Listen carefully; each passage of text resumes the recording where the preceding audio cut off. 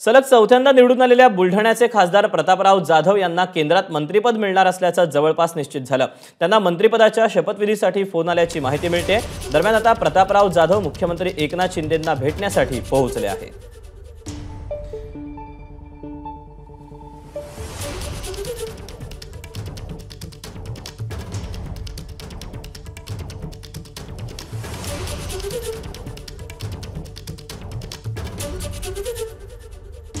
आपण याबद्दलचे अपडेट जाणून घ्यात। मिकी घई आपल्यासोबत आहे।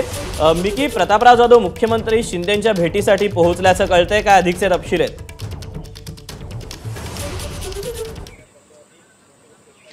दीपक, जर आपण बघितलं तर शिवसेना अर्थातच शिंदे गटाच्या प्रतापराव जाधव यांना देखील आता फोन आलेला आहे।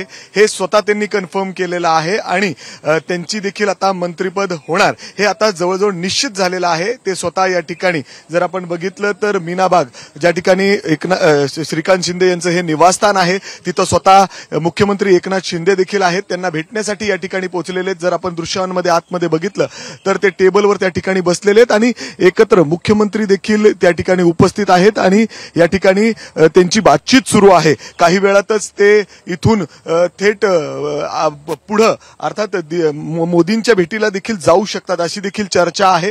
मात्र त्यापूर्वी जर आपण बघितलं तर त्यांच्या नावावर या ठिकाणी आता निश्चित झालेलं आहे। एवढंच काय तर आताच सूत्रांकडून जी माहिती मिळते जे आहे खडसे त्यांच्या नावाची देखील जे चर्चा आहे तिच्या नावावर देखील या ठिकाणी रक्षा खडसे यांना देखील फोन आलेला आहे अशी सूत्रांकडून माहिती मिळते। परंतु आता जे आपण सांगतोय अर्थातच प्रतापराव जाधव शिंदे गटाचे त्यांना फोन आलेला आहे। खरं तर ते सगळ्यात सिनियर खासदार आहेत, जवळपास चौथा टर्म या ठिकाणी आहे।